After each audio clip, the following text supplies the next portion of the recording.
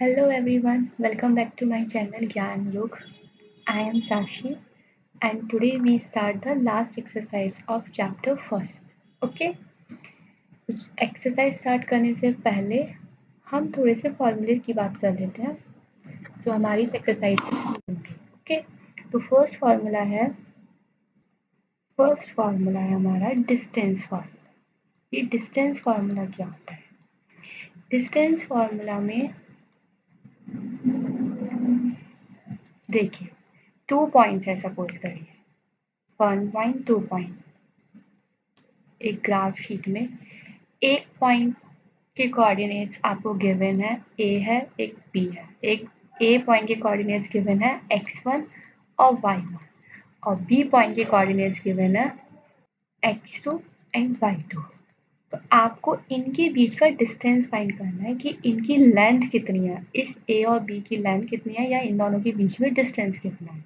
तो उसके लिए एक फॉर्मूला होता है. हम ए और बी के बीच का डिस्टेंस फाइंड कर रहे हैं तो हम ए बी लिखेंगे. ए बी के बीच का डिस्टेंस कैसे कैलकुलेट करेंगे? जो हमारे बी का कोऑर्डिनेट्स होता है यानी x2 पहले लिखेंगे, x2 में से x1 माइनस करेंगे, x के कोऑर्डिनेट्स एक साथ कैलकुलेट करते हैं y y के एक साथ. तो x2 माइनस x1 और इसमें हम इसका स्क्वायर लगेंगे प्लस y2 माइनस y1 और उसका स्क्वायर. ओके, और इसे हम लिखेंगे स्क्वायर रूट की फॉर्म में. क्लियर? तो ए बी के बीच का डिस्टेंस क्या होगा? x2 माइनस x1 का whole square plus y2 minus y1 का होल स्क्वायर एंड इसका पूरा square root. Okay, for example एक एग्जाम्पल की बात कर लेते हैं. सपोज करिए हमारे पास ए की कोऑर्डिनेट्स गिवन है और बी की कोऑर्डिनेट्स. ए के कोऑर्डिनेट्स कितने हैं? 4 2 है और बी की कोऑर्डिनेट्स आपको गिवन है 6 और 5. ठीक, तो अब आपको ए बी के बीच का डिस्टेंस फाइंड करना है. कैसे फाइंड करेंगे? A B equals to x2. यहाँ पे ये x2 है, ये y2 है, ये x1 है और ये y1 है. राइट, x2 माइनस x1 मतलब 6 माइनस 4. x2 कौन है? 6 और x1 है 4. x के कोऑर्डिनेट्स पहले एक साथ कैलकुलेट करेंगे, फिर y के. y कौन है यहाँ पे? 5 और यहाँ पे क्या है? 2. तो 5 माइनस 2 का whole square. Clear?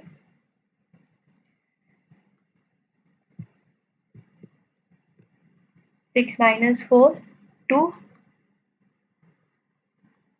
Plus 5 minus 2 3. 2 का स्क्वायर 4 प्लस 3 का स्क्वायर 9. तो इनके बीच का डिस्टेंस कितना हो गया? 4 प्लस 9 13, स्क्वायर रूट 13. ओके, ना अपने सेकेंड फॉर्मूले की बात करते हैं जो इस एक्सरसाइज में यूज होगा. उसमें आएगा मिड पॉइंट.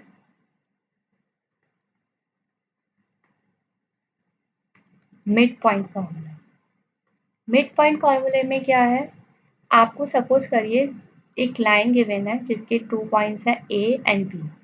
ये हमें मान लिया ए और बी और इसमें के बीच में सेंटर है एक सी.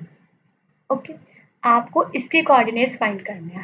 हमें ये गिवन है, इसके कोऑर्डिनेट्स x1 y1 है, हमें इसके कोऑर्डिनेट्स भी गिवन है x2 y2, लेकिन हमें इसके कोऑर्डिनेट्स फाइंड करने हैं. तो हम कैसे करेंगे? ये हमें गिवन है कि ये मिड में है, ए और बी का मिड पॉइंट सी गिवन है. तो आपको कैसे कैलकुलेट करना होगा? पहले हम x के कोऑर्डिनेट्स, सपोज करिए इसे हमने लेट कर लिया x3 और y3. इनके कोऑर्डिनेट्स, सी पॉइंट के कोऑर्डिनेट्स x3 और y3 है, हमें नहीं पता क्या है. तो हम x3 के कोऑर्डिनेट्स फाइंड करने के लिए पहले x1 के यानी सिर्फ x के कोऑर्डिनेट्स फाइंड कर रहे हैं. तो x1 प्लस x2 अपॉन 2 और y के कोऑर्डिनेट्स फाइंड करने के लिए क्या करेंगे? y1 plus y2 upon 2. Okay, now next फार्मूले पे और आते हैं. एक और फार्मूला यूज होने वाला है इस एक्सरसाइज में जिसका नाम है सेक्शन फार्मूला.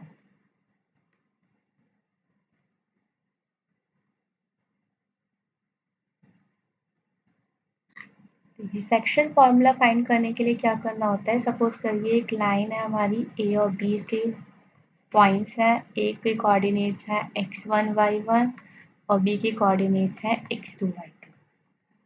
अब इसमें यहाँ पे ये P पॉइंट पे ये हमारा P पॉइंट इस लाइन को डिवाइड कर रहा है, A और B को 2 पोर्शन में डिवाइड कर रहा है।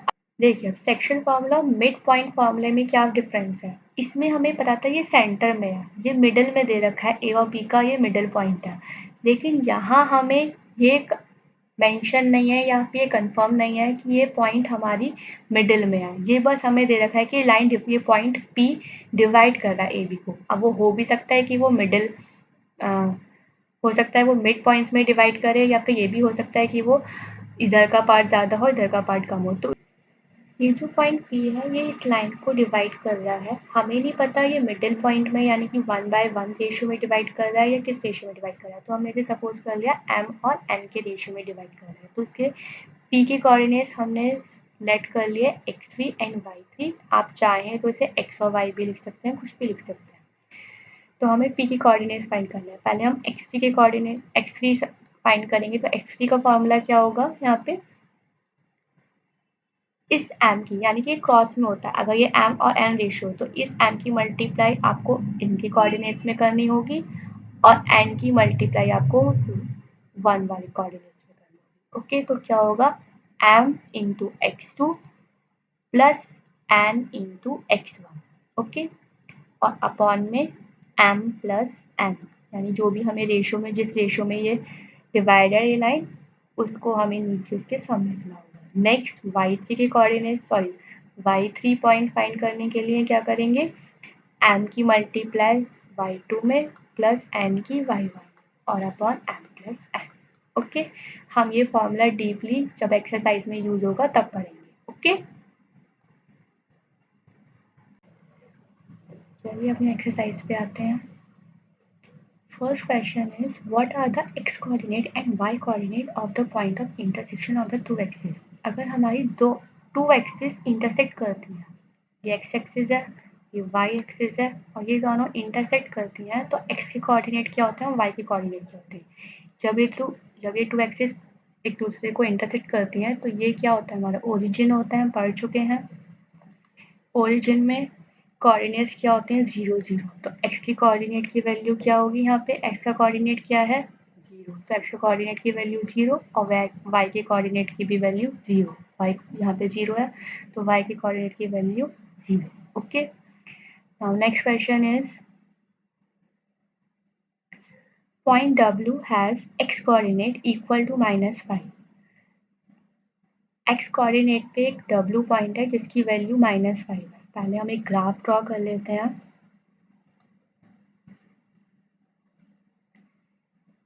देखिए ये -5 है, x पे x कोऑर्डिनेट पे -5 वैल्यू है। इट मीन्स ये ओरिजिन है, तो यहाँ पे नेगेटिव वैल्यूज हमारी नेगेटिव वैल्यूज हमारी यहाँ होती हैं, तो -1 -2 -3 -4 और -5। और x कोऑर्डिनेट की वैल्यू कितनी दे रखी है आपको, -5 दे रखी है। Clear? Can you predict the coordinates of point H which is on the line through W parallel to y axis? ये जो पॉइंट है -5 ये आपका W पॉइंट है। अब ये लाइन y एक्सिस के पैरेलल है, y एक्सिस के पैरेलल इट मीन्स ये y एक्सिस हमारी ये वाली होती है y एक्सिस और इसके पैरेलल है ये। यहाँ पे कहीं पे पॉइंट H है, इस लाइन में कौन सी जगह पॉइंट H है वो हमें नहीं पता, तो आपको बताना है which quadrants can H lie in, कि H पॉइंट कौन से क्वाड्रेंट पे लाई कर रहा है। तो देखिए अगर y की वैल्यू पॉजिटिव होगी, देखिए यहाँ पे y की वैल्यू पॉजिटिव होती है +1 +2 +3 +4, यहाँ होती है -1 -2 -3 -4, राइट। अब देखिए यहाँ ये H पॉइंट कहाँ कहाँ लाई कर सकता है, जब ये इसी लाइन पे आ रहा है, इसी लाइन पे आ रहा है ये H पॉइंट, तो इसका मतलब या तो ये हमारा देखिए ये फर्स्ट क्वाड्रेंट होता है, ये सेकंड क्वाड्रेंट होता है, ये थर्ड क्वाड्रेंट होता है और ये फोर्थ क्वाड्रेंट होता है, ये हम पढ़ चुके हैं। तो या तो ये सेकंड क्वाड्रेंट में आएगा या ये थर्ड क्वाड्रेंट में आएगा, क्योंकि ये लाइन तो वाई के पैरेलल सिर्फ इसी क्वाड्रेंट में है, या तो सेकंड क्वाड्रेंट या थर्ड क्वाड्रेंट, इनका तो कोई रोल है ही नहीं। या फिर वो इस एक्सिस पर ही आएगा यानी कि एक्स एक्सिस पर आएगा। ओके, तो हम इसे कैसे लिखेंगे, देखिए W के कोऑर्डिनेट्स कितने हो गए W के कोऑर्डिनेट्स है -5। हमें ये नहीं पता y के कोऑर्डिनेट्स है, हमें ये पता है कि -5 है x के कोऑर्डिनेट की वैल्यू, y के कोऑर्डिनेट की वैल्यू हमें नहीं पता। h पॉइंट हमारा कौन से क्वाड्रेंट में लाई कर रहा है, उसके लिए या तो वो सेकंड क्वाड्रेंट है या थर्ड क्वाड्रेंट है। सेकंड क्वाड्रेंट में कब होगा, जब y की वैल्यू पॉजिटिव होगी। अब पॉजिटिव कब होती है, जब y 0 से बड़ा होगा, तभी तो वो y की वैल्यू y की वैल्यू पॉजिटिव होती है। तो उसका मतलब अगर हमारा y की वैल्यू 0 से बड़ा y की वैल्यू 0 से बड़ी होगी तो हमारा ये फर्स्ट क्वाड्रेंट में लाई करेगी h की वैल्यू। तो आप इसे लिख सकते हैं h will lie on a second quadrant if y is greater than 0। Okay, और h will be lie on third quadrant में कब लाई करेगा, जब y की वैल्यू आपकी नेगेटिव होगी, यानी y की वैल्यू लेस देन 0 होगी, राइट। थर्ड कंडीशन क्या है कि h इस एक्सिस पर ही हो सकती है। कौन सी एक्सिस है, x एक्सिस। तो h will be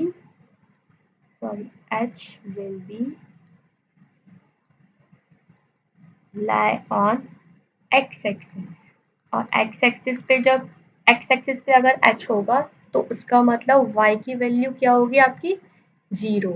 okay, now come to next question.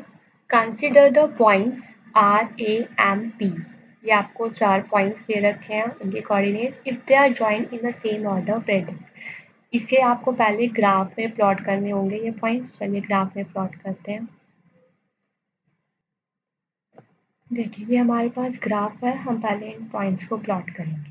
अब फर्स्ट पॉइंट है हमारा R3 0, यानी x पर 3 और y पर 0। y 0 है, इसका मतलब ये R पॉइंट हो गया आपका। ओके, ये हो गया आपका R पॉइंट। नेक्स्ट है A, जहाँ x 0 है और y -2 है, y -2 है और ये हो गया आपका A पॉइंट।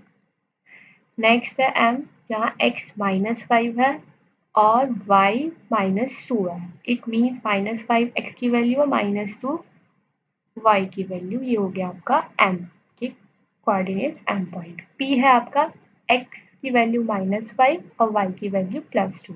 y की वैल्यू +2 है तो इट मीन्स ये हो गया आपका P पॉइंट। ओके, अब इन्हें हम ज्वाइन कर देंगे।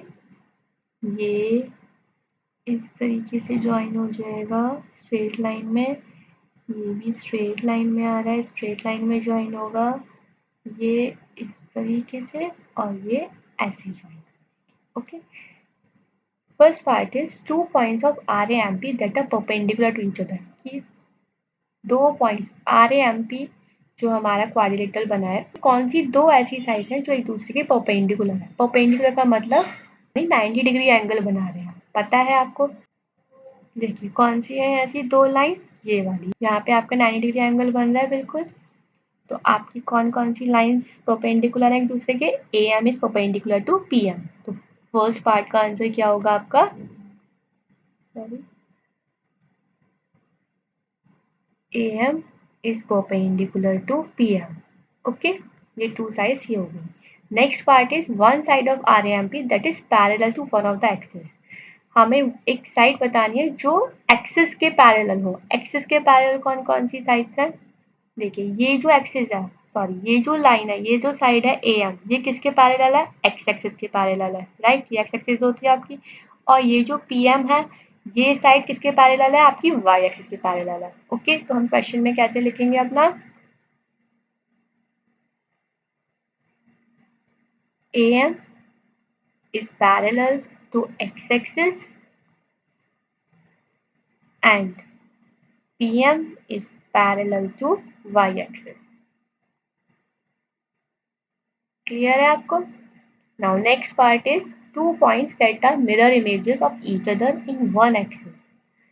यानी जो मिरर इमेज बनाते हैं, मिरर इमेज कौन से पॉइंट्स बनाते हैं, सपोज करिए मिरर इमेज क्या होती है, अगर आप यहाँ पे हमारा मिरर है, ठीक है, यहाँ अगर मैं राइट हैंड अपना उठा रही हूँ, तो यहाँ पे वो लेफ्ट हैंड दिखेगा, राइट, उसका अपोजिट दिखता है। तो अगर हम ग्राफ की बात करें, तो अगर यहाँ पे +5 है, तो आपका वहाँ पे मिरर इमेज क्या होगी, उसकी -5 होगी।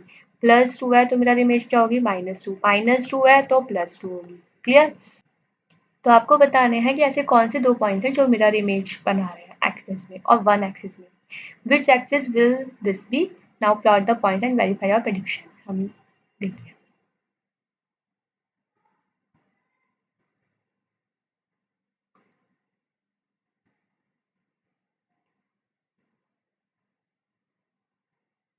देखिए मिरर इमेज कौन-कौन बना रहे हैं। ये तो इसी पॉइंट पर है, यहाँ से तो कोई मिरर इमेज नहीं बन रही। ये खुद ही एक तरीके से मिरर है। ये हमारा ग्राफ की जो लाइन्स है, एक्सिस है, ये मिरर की का काम कर रही है। ये खुद ही मिरर पर है, फिर तो कोई मिरर इमेज नहीं बना रही। ये 2 पॉइंट्स हैं, आप इन्हें चेक करिए। यहाँ पे देखिए ये +2 था, यहाँ पे y की वैल्यू आपकी +2 थी और यहाँ y की वैल्यू आपकी -2 थी। फिर +2 से -2 बनी। इसका मतलब ये आपका P और M पॉइंट जो है वो आपकी मिरर इमेज बना रही है। और कौन से एक्सिस पे बना रही है, कौन सी एक्सिस यूज हो रही है मिरर की तरह, वो एक्स एक्सिस यूज हो रही है। तो आप कैसे लिखेंगे, यहाँ पे कौन कौन से पॉइंट्स हैं, जो 2 पॉइंट्स कौन से हो गए, P एंड M, और एक्सिस कौन सी हो गई, एक्सिस हो गई x axis. Okay, now next question is plot points z, y minus 6 on the Cartesian plane, construct a right angle triangle IZN and find the lengths of the three sides. आपको ये points plot करने हैं पहले graph में। पहले हम इन points को plot करते हैं। ओके, हमें पॉइंट्स प्लॉट करने हैं 5 और -6, यानी x की वैल्यू 5 है और y है -6।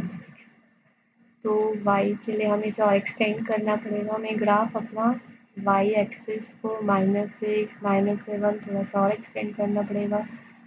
चलिए अब आते हैं x की। अगर x के कोऑर्डिनेट्स क्या दे रखे हैं, 5 है ये, और -6 है ये। तो 5 और -6 एक दूसरे को कहाँ मिलेंगे, यहाँ।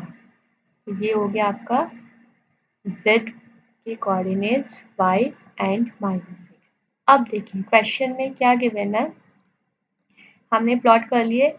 Construct right angle triangle IZN and find the length of the three sides. आपको एक राइट एंगल ट्राइंगल ड्रॉ करना है IZN, यानी ये सेंटर में z आना चाहिए। अब हम इन्हें ज्वाइन करेंगे। आई और एन आप कुछ भी ले सकते हैं। सपोज करिए आप एक राइट एंगल ट्राइंगल कहाँ से बनेगा, हमने इसे इस लाइन को यहाँ से ज्वाइन कर दिया। और देखिए राइट एंगल ट्राइंगल आपका 90 डिग्री पे होता है। ऐसे भी ड्रॉ कर सकते हो आप, ऐसे भी ड्रॉ कर सकते हो। अगर आप इस ओरिजिन से एक लाइन ड्रॉ कर लें लाइक दिस, ओके,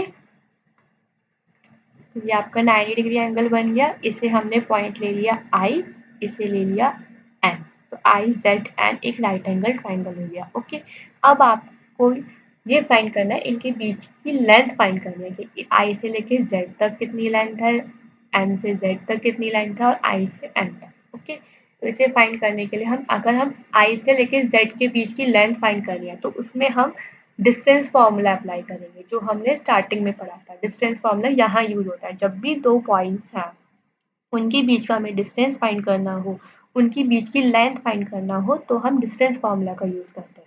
तो पहले हम इनके कोऑर्डिनेट्स और लिख देते हैं। देखिए आई के कोऑर्डिनेट्स क्या होंगे, ये ओरिजिन पर है तो आई के कोऑर्डिनेट्स तो 0 0 होंगे, और एन के कोऑर्डिनेट्स क्या होंगे, यहाँ पे x 0 है और y -6 है, तो क्या हो गया एन के कोऑर्डिनेट्स 0 एंड -6। अब फाइंड करेंगे IZ की वैल्यू, IZ की लेंथ, ZN की लेंथ और IN की लेंथ। ओके, पहले IZ की लेंथ फाइंड करते हैं। IZ की लेंथ के लिए अपना डिस्टेंस फॉर्मूला लगाएंगे। डिस्टेंस फॉर्मूला क्या होता है, x2 माइनस x1 का square plus y2 minus y1 का स्क्वायर और इनका स्क्वायर रूट। अब देखिए यहाँ x2 क्या है, x1 क्या है, राइट। तो आप आई जेड का निकाल रहे हैं, पहले आई है फिर जेड है, तो उसका मतलब ये आपका आई फर्स्ट है, तो ये x1 y1 हुए, राइट, और ये x2 y2 हुए। तो अब देखिए x2 यानी पहले 5, तो 5 माइनस 0 का स्क्वायर प्लस -6 -0 का स्क्वायर -6 और y1 आपका 0 इनका स्क्वायर। वैल्यू क्या आई? 5 - 0 5, 5 का स्क्वायर प्लस -6 -0 -6 -6 का स्क्वायर, इनका स्क्वायर रूट 5 का स्क्वायर 25 प्लस -6 का स्क्वायर प्लस 36, राइट। दोनों को ऐड करिए, क्या वैल्यू आई? 5 + 6 11 61, तो आपका स्क्वायर रूट आ गया 61। अब हम निकालेंगे Zn की लेंथ, तो Zn की सेम फॉर्मूला अप्लाई करेंगे, मैं दोबारा से नहीं लिख रही, आप बस समझ जाइए। Zn का के बीच की लेंथ फाइंड कर रहे हैं, तो पहले 5 - 0 का स्क्वायर, देखिए आप कुछ भी पहले ले सकते हैं, ज़रूरी नहीं है कि आपको 5 ही पहले, आप 0 - 5 लिखेंगे तब भी, ये स्क्वायर में है ना, तो अगर नेगेटिव नंबर में भी आएगा तो वो ऑटोमेटिक पॉजिटिव हो जाएगा, ओके। तो वो मैटर नहीं करता, बस इन दोनों को हमें डिफरेंस निकालना है। तो x6 की वैल्यू 5 - 0 का स्क्वायर प्लस y में -6 और माइनस माइनस प्लस हो जाएंगे 6, इनका square.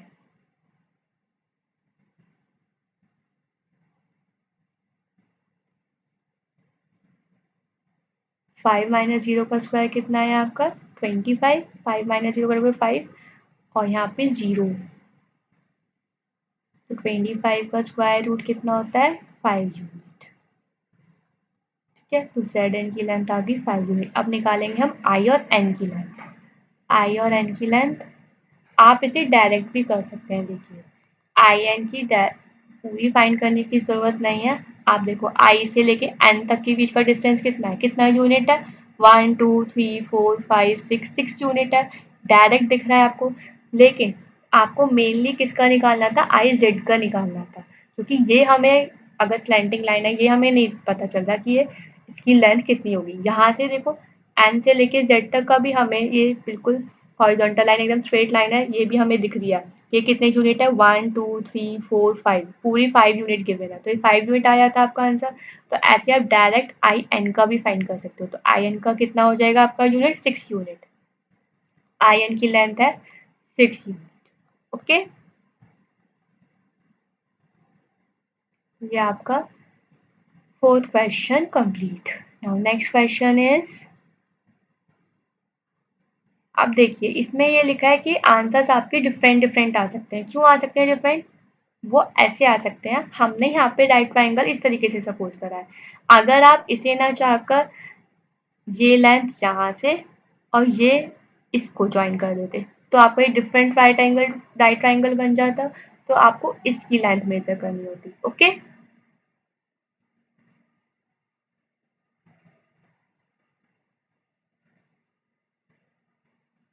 Now next question is, what would a system of coordinates be like if we did not have negative numbers? हमारे कोऑर्डिनेट सिस्टम में क्या होता है अगर हमारे पास नेगेटिव नंबर्स ही नहीं होते? Would the system allow us to locate all the points on a 2D plane? क्या ये, अगर हमारे पास नेगेटिव नंबर्स नहीं होते तो क्या ये सिस्टम हमें अलाउ करता है कि हम 2D प्लेन में सारे पॉइंट्स लोकेट कर सकते हैं, प्लॉट कर सकते हैं? तो नो, तो इसका आंसर नो, हम नहीं कर पाते ये सारे टू डी प्लेन में सारे पॉइंट्स प्लॉट, क्योंकि जो नेगेटिव नंबर्स होते हैं वो कहाँ जाते, वो प्लेन हमारा कैसे बन जाता? देखिए हमारा ग्राफ होता है इस तरीके से, यहाँ पे हमारे सारे नेगेटिव नेगेटिव नंबर्स वाले होते हैं, ये सब पॉजिटिव नंबर। अगर नेगेटिव नंबर्स वाले ग्राफ ही नहीं होते तो ये क्वाड्रेंट तो बेकार थे, इनका तो कोई यूज ही नहीं था, सिर्फ हमारा फर्स्ट क्वाड्रेंट यूज आता। दोनों only first quadrant would be exist। अब ये पॉसिबल ही नहीं है कि फर्स्ट क्वाड्रेंट में आप सारे ही पॉइंट्स अपने प्लॉट कर सकें, okay. Now next question is, इसे कर लेते हैं, are the points M A G on the same straight line? क्या ये पॉइंट्स पॉसिबल है कि एक ही स्ट्रेट लाइन में हो? Suggest a method to check this without plotting and joining the points. देखिए हम पहले इन पॉइंट्स को हम आराम से प्लॉट करके फिर हम पता लगा सकते हैं कि ये एक ही स्ट्रेट लाइन में आ रहे हैं या नहीं। लेकिन हमें इसमें कंडीशन दे रखी है कि आपको ये विदाउट प्लॉटिंग और जॉइनिंग द पॉइंट्स, आपको बिना प्लॉट करे बिना ज्वाइन करे पॉइंट्स को तब इसका आंसर फाइंड करना है। तो उसके लिए क्या करना होगा, उससे पहले आपको एक चीज़ समझनी होगी। एक स्ट्रेट लाइन है हमारे पास और उसमें 3 पॉइंट लाई करना है, A B and C. Okay, अब देखिए जब भी कोई भी 3 पॉइंट्स एक ही लाइन में लाई करते हैं तो उन पॉइंट्स को हम कहते हैं कोलिनियर। कोलिनियर का मतलब कि एक ही लाइन पे पॉइंट्स लाई करना। ओके, कोई भी पॉइंट्स कोलिनियर कब होते हैं, जब उनके बीच का डिस्टेंस यानी A P plus B C A C के इक्वल हो, थर्ड वन के इक्वल हो। ओके, जब ये कंडीशन सेटिस्फाई करेगी तो इसका मतलब वो पॉइंट्स कोलिनियर है, और कोलिनियर है तो उसका मतलब वो एक ही लाइन पर लाई कर रहे हैं वो तीनों पॉइंट्स। तो हमें यही इन तीनों पॉइंट्स को भी इसी कंडीशन से सेटिस्फाई कराना पड़ेगा। अगर ये कंडीशन सेटिस्फाई करती है इन तीनों पॉइंट्स में तो ये पॉइंट्स एक ही स्ट्रेट लाइन पर एग्जिस्ट करेंगे, अदरवाइज नहीं। ओके, तो अब हमारे पास यहाँ कौन कौन से पॉइंट्स हैं, एम, इनकी जगह मैं लिख देती हूँ एम, ए और जी की बात हो रही है। एम है -3 और -4, ए है 0 0 और जी है 6 और 8। ओके, तो देखिए पहले हम एम और ए के बीच का डिस्टेंस फाइंड करेंगे, फिर ए और जी के बीच का डिस्टेंस, फिर एम और जी के बीच का डिस्टेंस। तो by using distance formula M और ए के बीच का क्या हुआ, 0 -3, यही होता है फॉर्मूला। इनका स्क्वायर प्लस y2 क्या है यहाँ पे 0 -4 का स्क्वायर, इसका स्क्वायर। अब देखिए 0 माइनस माइनस प्लस, +3 का स्क्वायर प्लस 0 +4 का स्क्वायर, कितना है आपका 3 का स्क्वायर क्या हो गया, 0 + 3 3 होता है, 3 का स्क्वायर 9 और 4 का स्क्वायर 16, 16 + 9 25 और 25 का स्क्वायर रूट 5 यूनिट। ओके, तो आपका एम ए के बीच का डिस्टेंस हो गया 5 यूनिट। ठीक, next is A G find करेंगे आप। ए जी 6 - 0 का स्क्वायर प्लस y2 हमारा 8 है, 8 - 0 का स्क्वायर। ओके, ये x1 y1 माने, ये x2 y2 माने। आपको पता है ना, आज जब आप डिस्टेंस फॉर्मूला बार बार हर क्वेश्चन में अप्लाई करोगे ना तो आपको हैबिट हो जाएगी, आपको डिस्टेंस फॉर्मूला याद करने की जरूरत ही नहीं होती, वो तो डायरेक्ट आपको खुद समझ आएगा। बस x2 - x1 करना है, y2 - y1, इनका स्क्वायर करना है और उनका स्क्वायर रूट निकालना है। फिर 6 - 0 6 का स्क्वायर प्लस 8 - 0 8 का स्क्वायर, 6 का स्क्वायर 36, 8 का स्क्वायर 64, 36 + 64 100, 100 का square root 10 unit. Okay, now next is M G. अब पूरा निकालेंगे टोटल एम जी।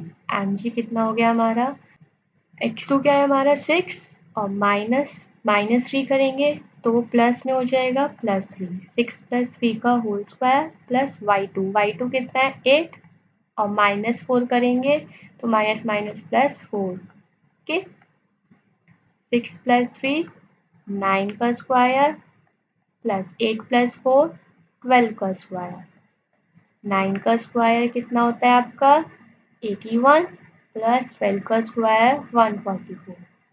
इन दोनों को ऐड करिए, कितना आया 4 + 1 5 2 1 25, 225 किसका स्क्वायर रूट है आपका 15 का, तो 15 यूनिट इसका आंसर हो गया। अब देखिए, अब ये कंडीशन चेक करिए जो आपकी कोलिनियर की पॉइंट्स की कंडीशन होती है।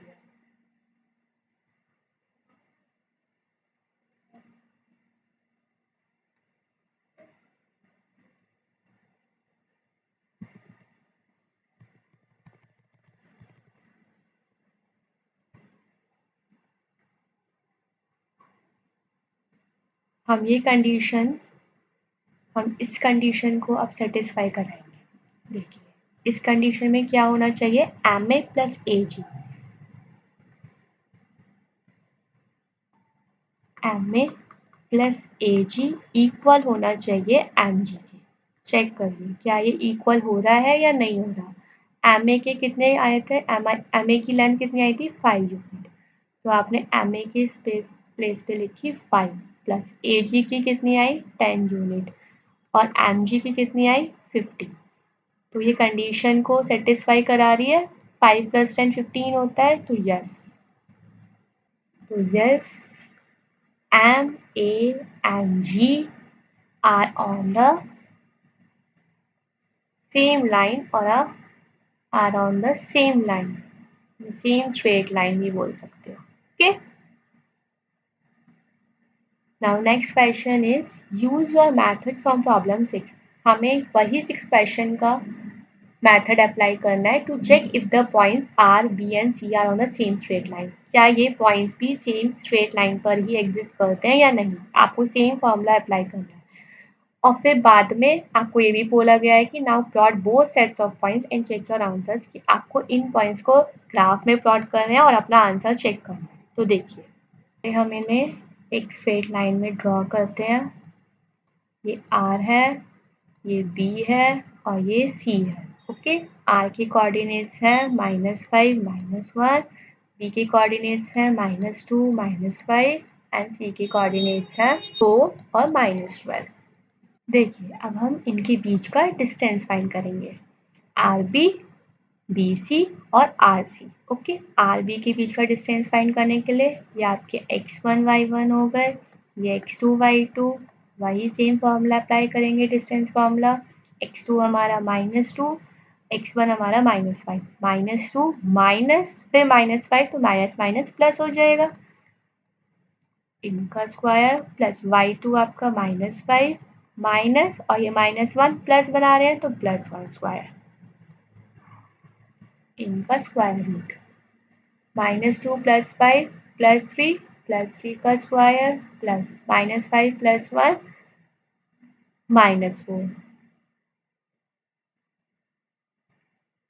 3 का स्क्वायर 9 प्लस 4 का स्क्वायर 16, 16 + 9 25, 25 का square root 5 unit. Okay, next is R B हो गया, बी सी फाइंड करेंगे, बी सी की वैल्यू x2 इज 4 और -2 + 2, 4 + 2 का होल स्क्वायर प्लस y2 क्या है आपका यहाँ पे -12 और माइनस माइनस +5 हो जाएगा, +5 का स्क्वायर, इनका स्क्वायर रूट 4 + 2 6 का स्क्वायर प्लस -12 + 5 -7 का स्क्वायर, 6 का स्क्वायर 36, 7 का square 49, 36 + 49 15 1 85, 85 square root. Next is RC, next is RC, RC की वैल्यू क्या होगी, x2 इज 4 और x1 इज -5, तो माइनस माइनस +5, 4 + 5 का होल स्क्वायर प्लस y2 की वैल्यू -12 और y1 की वैल्यू -1, तो +1 हो जाएगी, माइनस माइनस +1, इनका स्क्वायर रूट 4 + 5 9 का स्क्वायर प्लस -12 + 1 -11 का स्क्वायर, 9 का स्क्वायर कितना होता है 81 प्लस 11 का स्क्वायर 121, इन दोनों को ऐड करिए कितनी आई 1 + 1 2, 8 और 2 10, 0 1 2, 202 स्क्वायर।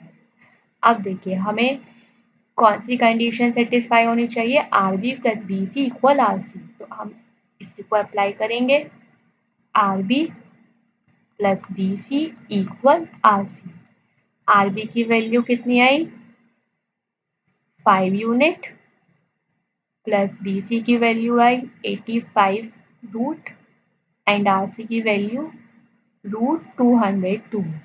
क्या ये कंडीशन को सेटिस्फाई कर रही है, नो, इन दोनों को ऐड करके तो ये नहीं आ रहा, तो know these points are not lie on a same straight line.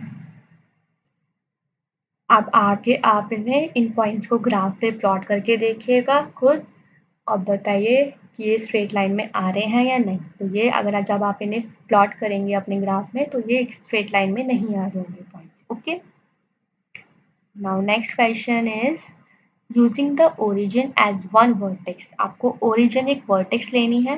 Plot the vertices of first point right angle isosceles triangle. देखिए आपको ये गिवन है, आपने एक पॉइंट लेना है जो एक वर्टेक्स का रोल करेगी ओरिजिन पर। ओके, और आपको एक right angle isosceles triangle draw करना है।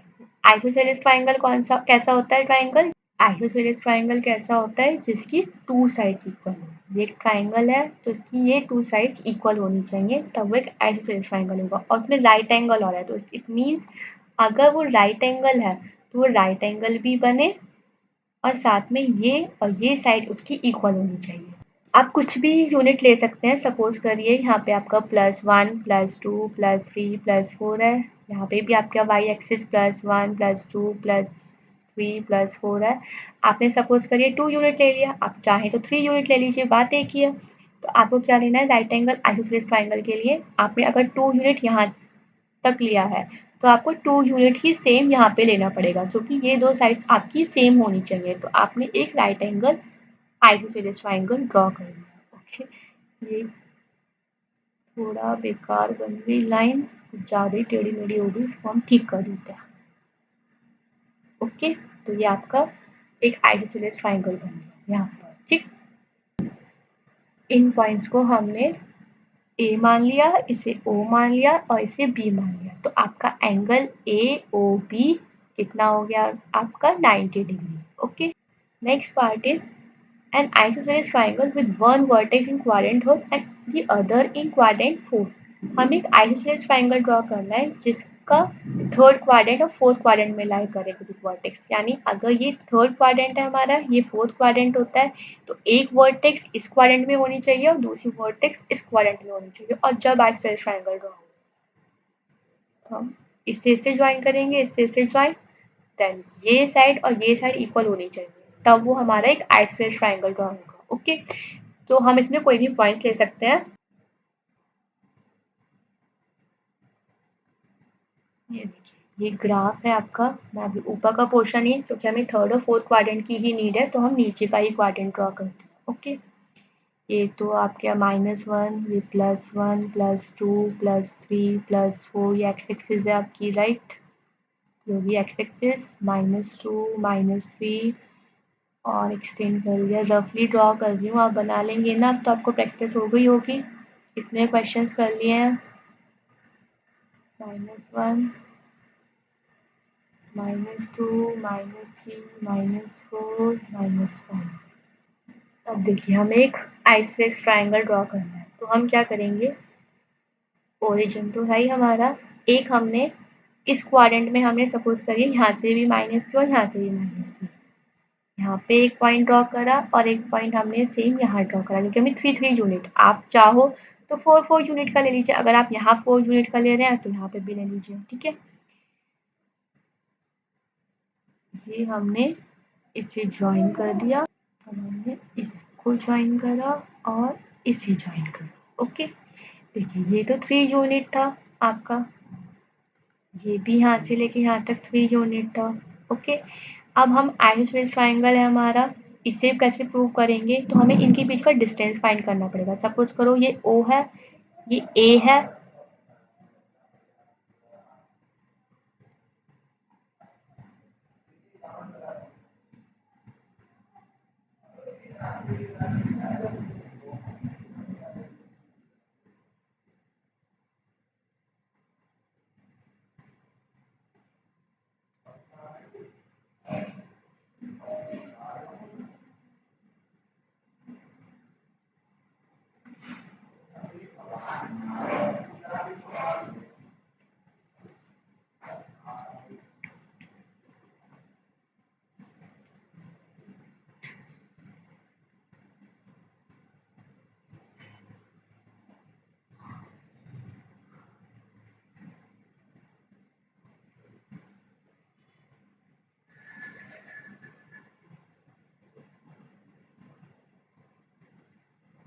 सपोज करिए ये O है, ये P है और ये Q है, तो हम इसके और इसके बीच की लेंथ क्या होगी? O और P के बीच की लेंथ, जो O और P के बीच की लेंथ होगी वही O और Q के बीच की लेंथ होनी चाहिए, तभी हमारा आइसोसेलेस ट्रायंगल बनेगा।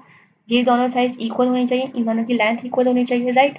तो हम OP के बीच का डिस्टेंस फाइंड करेंगे और OQ के बीच का डिस्टेंस फाइंड करेंगे। ओके, OP का डिस्टेंस फाइंड करने के लिए वही डिस्टेंस फॉर्मूला अप्लाई करिए। O के कोऑर्डिनेट्स क्या है? 0 0। P के कोऑर्डिनेट्स क्या है? x की वैल्यू क्या है यहाँ पे? -3 और y की वैल्यू भी -3 है। ओके, q के कोऑर्डिनेट्स क्या है? x की वैल्यू +3 है और y की वैल्यू -3 है। ओके, तो अब OP की वैल्यू क्या होगी? डिस्टेंस फॉर्मूला अप्लाई करिए, -3 -0 का स्क्वायर प्लस y2 y2 और y1 क्या है? -3 और -0 का स्क्वायर। -3 -0 -3 और -3 का स्क्वायर क्या होगा? +9। यहाँ पे भी -3 और -3 का स्क्वायर +9, तो कितना आया आपका? 18। नेक्स्ट OQ फाइंड करते हैं। OQ के बीच का डिस्टेंस क्या होगा? x1 y1 ओके हो गए पॉइंट्स, और x2 y2 Q के हो गए। तो x2 यहाँ पे क्या है? 3 -0 का स्क्वायर प्लस -3 -0 का स्क्वायर। यहाँ पे 3 -0 3, 3 का स्क्वायर 9 प्लस -3 -0 यानी -3